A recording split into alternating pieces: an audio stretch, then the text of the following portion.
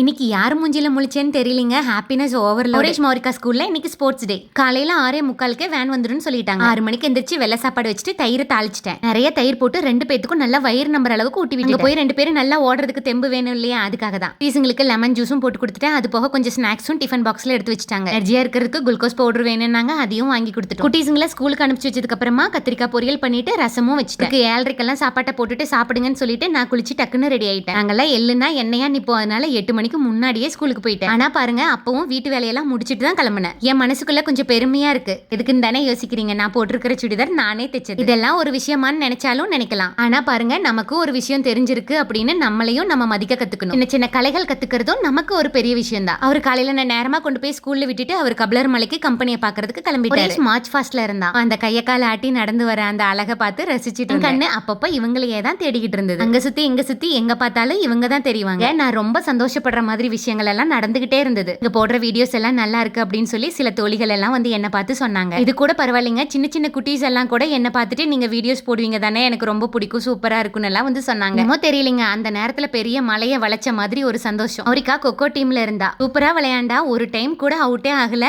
நல்லா ஓடிக்கிட்டே இருந்தா. கடைசியா வின் பண்ணிட்டாங்க. அங்க போயும் அவங்கள விடல. அவங்கள பாக்குறப்பெல்லாம் தண்ணி குடிச்சியா ஜூஸ் குடிச்சியான்னு கையில எடுத்து கொடுத்து குடிக்க வச்சு அப்படியே அங்க ஒரு கால் இங்க ஒரு கால் வச்சு புலி மாதிரி பாஞ்சு ஓடிக்கிட்டே இருந்தா.